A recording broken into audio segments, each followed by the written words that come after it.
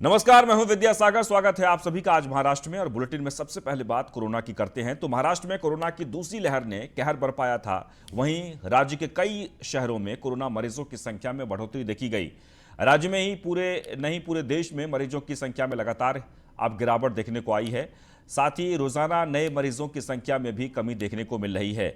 इसलिए राज्य में सख्त पाबंदियों पर ढील दी गई है। रत्नागिरी जिले में पिछले 24 घंटे में कोरोना से 24 लोगों की मौत हुई है। वहीं जिले में कोरोना टेस्ट बढ़ाए गए हैं।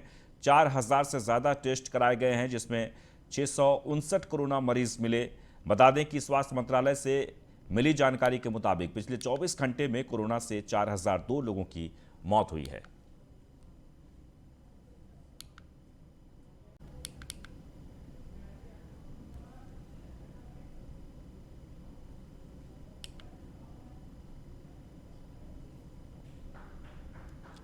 तो महाराष्ट्र में भी लगातार कोरोना केसेस में गिरावट देखने को मिल रही है।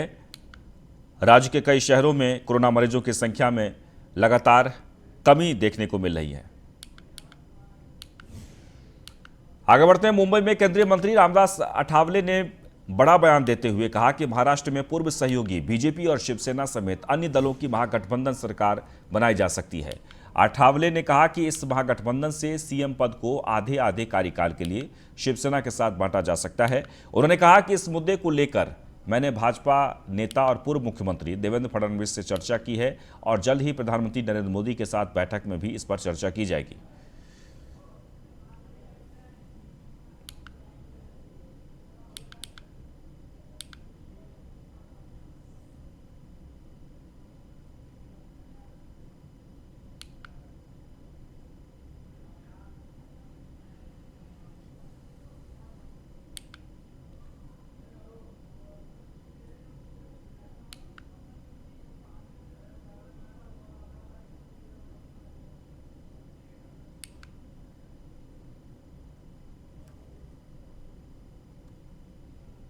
एक बार आपको फिर से बता दें कि मुंबई में केंद्रीय मंत्री रामदास अठावले ने बड़ा बयान देते हुए कहा कि महाराष्ट्र में पूर्व सहयोगी बीजेपी और शिवसेना समेत अन्य दलों की महागठबंधन सरकार बनाई जा सकती है।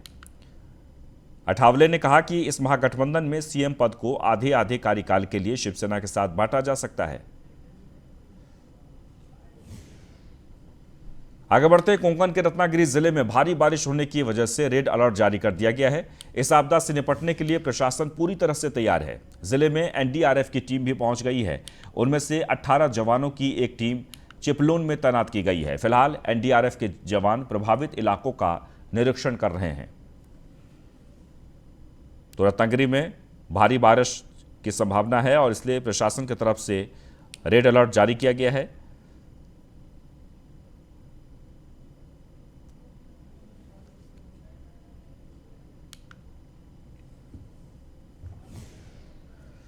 वहीं प्रकृति के प्रभाव में रहने वाले लातूर जिले में अब महाबीज सोयाबीन के बीज उपलब्ध नहीं है। वहीं दूसरी ओर डीएपी खाद की कमी के कारण किसान संकट के आदी हैं।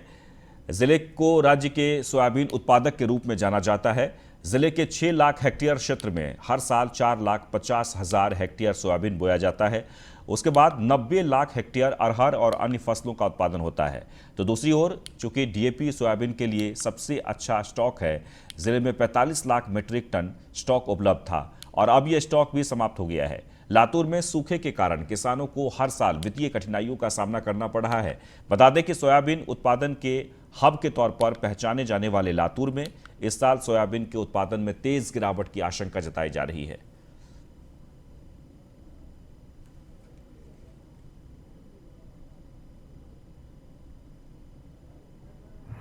तो अब क्या करना, सरकार ने सोचना पड़ता है। शासन का भी बीज होना हमारे को और दूसरे कंपनी का बीज परतल नहीं खाता है। एक तो ऊपर से कभी बरसात होती है, कभी नहीं होती। आज महाराष्ट्र के किसानों की इतनी दयनीय अवस्था हो चुकी है कि जो बीज हमें होना चाहिए वो बाज़ार में नहीं मिलता और जहाँ मिल रहा है वहाँ पुलिस लगाकर डंडे खाकर हमको वो बीज का थैला उठाना पड़ता है। डीएपी हमको ज़रूरी है लेकिन डीएपी नहीं मिलता। पर्यायी ऑप्शन ढिगारा उत्पादित। लातूर जिले में हम खरीफ में 6 लाख हेक्टेयर क्षेत्र पे पेरनी करते हैं। इसमें ज़्यादातर सोयाबीन है, जो 4,50,000 हेक्टेयर सोयाबीन का उगाई हमारे लातूर जिला में होते हैं। 2 नंबर का जो फसल है उसमें तूर है, उसका 90,000 हेक्टेयर पे हम उसका फसल उगाते हैं। बाकी हमारे तो उड़ीद है, मूंग है, कपास है, ज्वार है, ये सब हम क्रॉप्स हमारे ज़िले में लेते हैं। वहीं पुणे पुलिस मुख्यालय में एक इमारत का नवीनीकरण किया गया है। महाराष्ट्र के उप मुख्यमंत्री अजित पवार को नवीनीकरण का निरीक्षण करने के साथ साथ उन कर्मचारियों को सम्मानित करने के लिए आमंत्रित किया गया जिन्होंने कोविड में योगदान दिया। लेकिन इस बार इमारत के मरम्मत कार्य को लेकर अजित पवार ने पुलिस आयुक्त को खरी खोटी सुनाई और अपनी नाराजगी जाहिर की। अजित पवार को इमारत की मरम्मत के दौरान खामियां भी दिखी।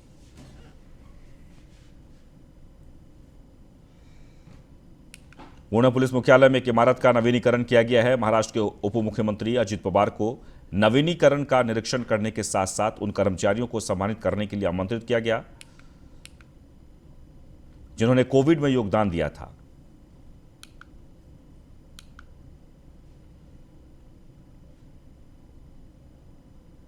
इमारत के मरम्मत कार्य को लेकर अजित पवार ने पुलिस आयुक्त को खरी खोटी सुनाई और अपनी नाराजगी जाहिर की। अजित पवार को इमारत की मरम्मत के दौरान कई खामियां दिखी। तस्वीरों में आप देख सकते हैं। आपको बता दें कि पुणे की यह तस्वीर है जहां पुलिस मुख्यालय में एक इमारत का नवीनीकरण किया गया है, मरम्मत का कार्य किया गया है, लेकिन इस कार्य में कई खामियां देखने को मिली जिससे महाराष्ट्र के उप मुख्यमंत्री अजित पवार खासे नाराज दिखे।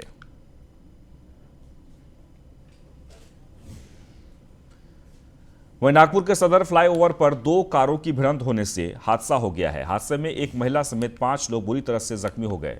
बता दें कि हादसा इतना भयावह था कि दोनों कारें टकराने के बाद अपनी लेन छोड़ के दूसरी दिशा में चली गई, जिसके बाद सभी को निजी अस्पताल में भर्ती कराया गया है।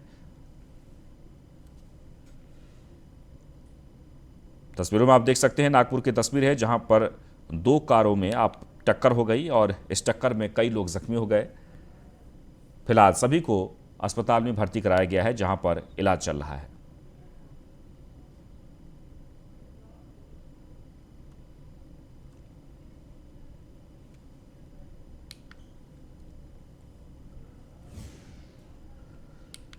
आगे बढ़ते हैं। मेरठ में एक नाबालिग लड़की को नशीला पदार्थ खिलाकर और अश्लील वीडियो दिखाकर बार बार रेप करने का मामला सामने आया है, जिसके बाद पीड़िता की मां ने पुलिस में शिकायत दर्ज कराई है और फयाज महबूब कोकने को गिरफ्तार कर इस मामले में गिरफ्तार कर लिया गया है। पीड़िता की मां का कहना है कि फयाज कोकने उस समय घर आया था, उसने मेरी बेटी की नादानी का फ़ायदा उठाया और उसे घर से बाहर बुलाया, जिसके बाद कुछ खिलाने के बाद उसका रेप किया गया। पीड़िता ने घटना की जानकारी अपनी मां को दी, जिसके बाद पीड़िता की मां ने पुलिस में एफआईआर दर्ज कराई और पुलिस ने आरोपी को गिरफ्तार कर लिया।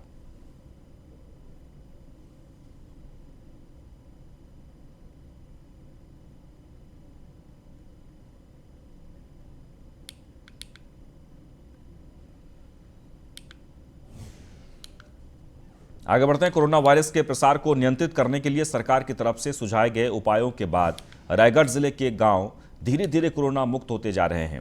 जिले के 1912 राजस्व गांवों में से 251 गांव कोरोना मुक्त हो चुके हैं और वर्तमान में इन गांवों में एक भी कोरोना मरीज नहीं है। यह जिले के लिए राहत की बात है। बता दें कि लगातार कोशिशों के बाद जिले के 810 ग्राम पंचायतों में 1912 राजस्व गांव हैं और 162 ग्राम पंचायतों में से 251 गांव कोरोना मुक्त हो चुके हैं।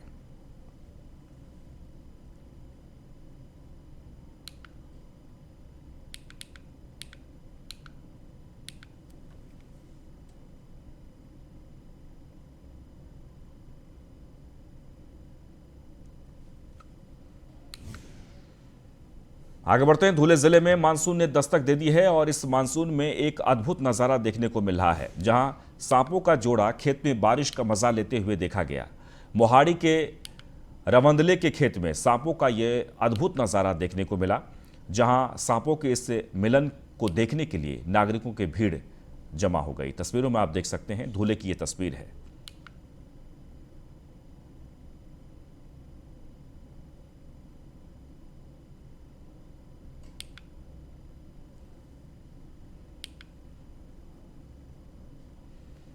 तस्वीर धुले की है, जहां पर एक अद्भुत नज़ारा जो आपके टेलीविजन स्क्रीन पर है। दरअसल सांपों का जोड़ा खेत में बारिश का मजा लेते हुए देखा गया। मोहाड़ी के रवंदले के खेत में सांपों का यह अद्भुत नज़ारा देखने को मिला और इसे देखने के लिए आसपास काफ़ी संख्या में लोग इकट्ठा हुए। तस्वीरों में आप देख सकते हैं धुले में यानी मानसून ने दस्तक दे दी है और मानसून के साथ यानी कि बारिश हुई और बारिश में एक सांपों का जोड़ा तस्वीरों में आप देख सकते हैं किस तरीके से इस बारिश में दोनों नजर आ रहे हैं।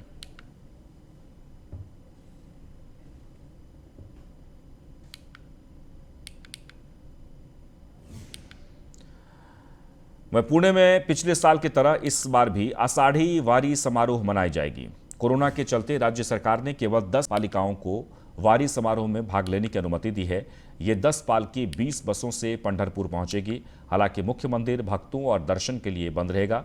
उप मुख्यमंत्री अजित पवार ने घोषणा की है कि सभी नियमों का सख्ती से पालन किया जाएगा और भाग लेने वाले सभी वारकरियों को मेडिकल टेस्ट की आवश्यकता होगी। पवार ने कहा कि सभी पालकी के लिए 40 वारकरी की अनुमति है, लेकिन इस साल भी पैदल पालकी की अनुमति नहीं है।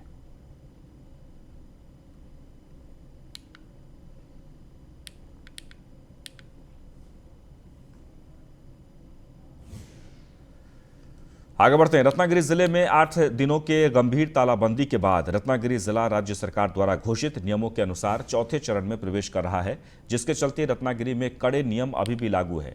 रत्नागिरी जिले में शनिवार और रविवार वीकेंड को तालाबंदी का आदेश जारी किया गया था। बावजूद इसके बहुत सारे लोग बिना अनुमति के घूमते पाए गए, जिसके बाद पुलिस ने उन्हें रोककर कोरोना के टेस्ट कराए। इस दौरान 33 लोगों का टेस्ट किया गया, लेकिन कोई कोरोना पॉजिटिव नहीं पाया गया।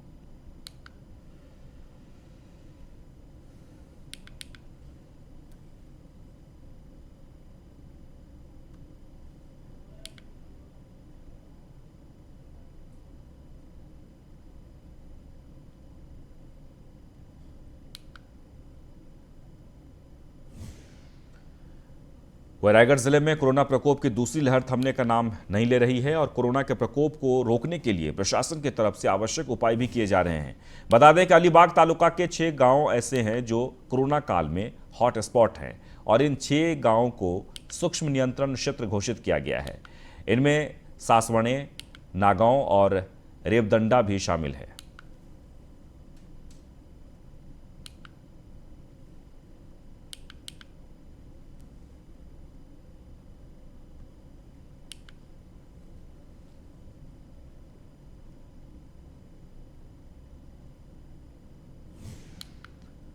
चलिए आगे बढ़ते हैं। बात जलगांव की करेंगे। जलगांव में शिवसेना के पदाधिकारियों और जनप्रतिनिधियों की बैठक की गई, जहां शिवसेना के प्रवक्ता सांसद संजय राउत ने दर्शकों को महाविकास अघाड़ी सरकार की स्थापना का अनुभव सुनाया और विभिन्न पहलुओं की व्याख्या की और संगठन के महत्व पर जोर दिया। राउत ने कहा कि मुंबई कोंकण के बाद जलगांव जिला शिवसेना का मुख्य आधार है। जिले में शिवसेना के 5 विधायक हैं। उत्तर महाराष्ट्र में शिवसेना का दबदबा है। लोग मंत्री से कम लेकिन शिवसैनिकों से ज्यादा डरते हैं। यह ताकत हमें शिवसेना प्रमुख ने दी है।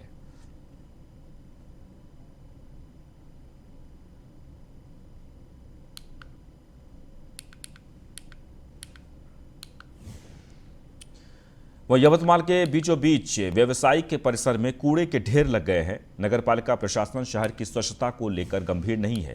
वहीं जिला कलेक्टर ने प्रशासन की ओर से सर्कुलर जारी कर कचरा हटाने के निर्देश दिए थे, जो कागजों पर ही रह गए। गुस्साए कांग्रेस पार्षदों ने जिला कलेक्टर कार्यालय में कचरा भरा ट्रैक्टर लाए। जिलाधिकारी अमोल येगे ने अधिकारियों को शहर में कहीं भी कूड़े के ढेर दिखाई न देने की चेतावनी दी थी, फिर भी पालिका प्रशासन गंभीरता न दिखाई।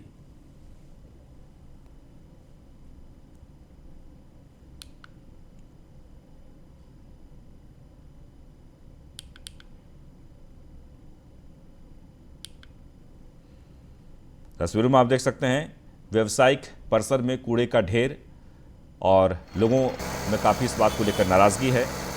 यवतमाल की ये तस्वीर है।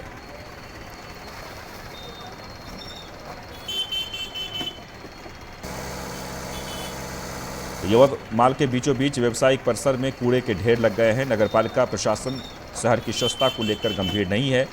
वहीं जिला कलेक्टर ने प्रशासन की ओर से सर्कुलर जारी कर कचरा हटाने के निर्देश दिए थे, जो कागजों पर ही रह गए और इससे गुस्साए कांग्रेस पार्षद ने जिला कलेक्टर कार्यालय में कचरा भरा ट्रैक्टर लाए और नीचे बिखेर दिया।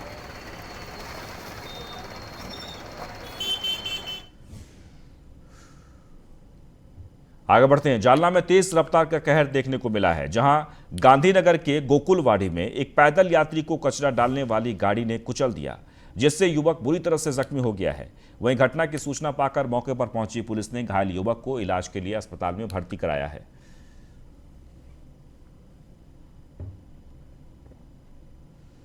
तो जालना की तस्वीर है, जहां पर कचरे वाली गाड़ी ने युवक को कुचल दिया है। फिलहाल इस मामले की जांच में पुलिस जुट गई है। तेज रफ्तार का कहर देखने को मिला, जहां पर एक युवक को टक्कर मार दी गई है।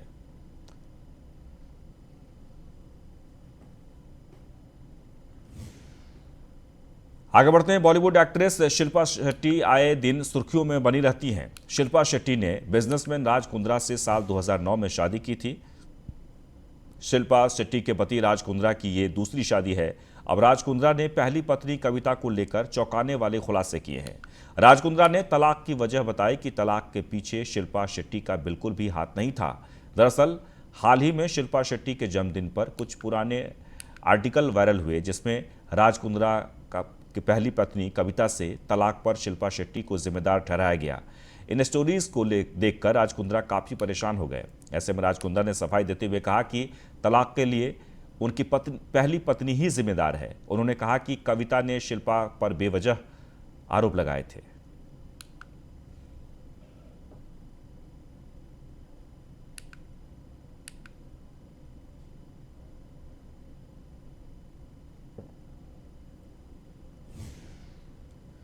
वह अभिनेत्री तापसी पन्नू ने खुलासा किया है कि वे आने वाले मिस्ट्री थ्रिलर हसीन दिलरुबा की पहली पसंद नहीं थी। एक्ट्रेस का दावा है कि सभी विकल्प खत्म होने के बाद फिल्म उनके पास आई। तापसी ने कहा कि हसीन दिलरुबा जिस दिन मैंने सुना उसी दिन मुझे ये बहुत अच्छा लगा था।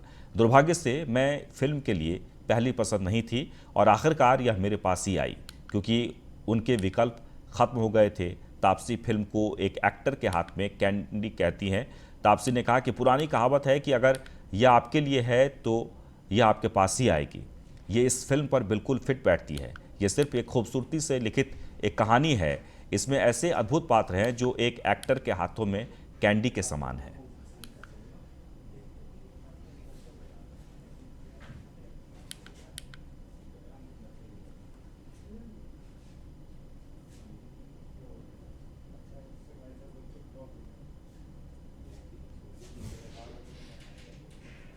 आगे बढ़ते हैं। धुले से खबर है, जहां पर एक युवक ने मानवता का इस कदर परिचय दिया है कि उसकी हर ओर सराहना हो रही है।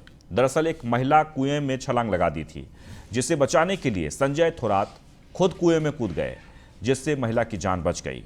जिसके बाद पुलिस और प्रशासन ने संजय थोरात की प्रशंसा की है। तस्वीरों में आप देख सकते हैं, धुले की ये तस्वीर है जहां पर एक महिला खुदकुशी के लिए तालाब में कूद गई थी, लेकिन संजय थोरात ने उस कुआं में कूदकर इस महिला की जान बचाई।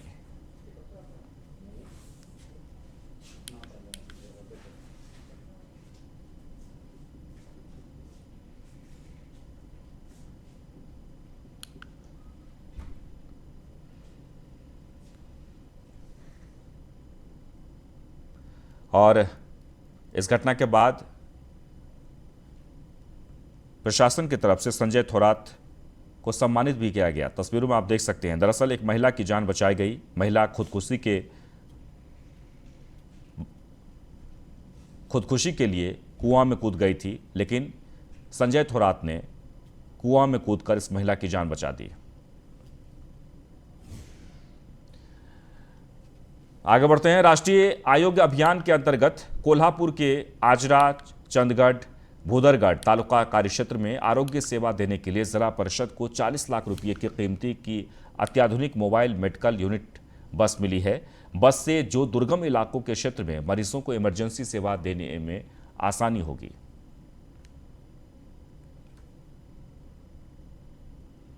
एक बार आपको फिर से बता दें कि कोल्हापुर से खबर है, जहां राष्ट्रीय आरोग्य अभियान के अंतर्गत कोल्हापुर के आजरा, चंदगढ़, भूदरगढ़ तालुका कार्यक्षेत्र में आरोग्य सेवा देने के लिए जिला परिषद को 40 लाख रुपये की कीमती अत्याधुनिक मोबाइल मेडिकल यूनिट बस मिली है।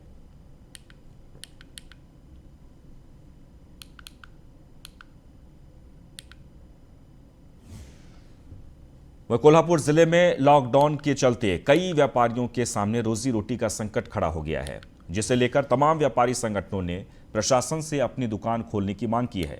गौरतलब है कि पिछले 2 महीनों से व्यापारी की दुकान बंद पड़ी है।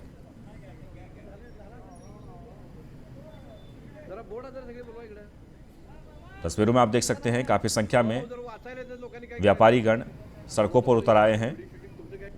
इनका कहना है कि काफ़ी दिनों से हमारी दुकानें बंद हैं और इससे रोजी रोटी का संकट गहराते जा रहा है और ऐसे में अब दुकानें खोलने के लिए इजाज़त दी जाए।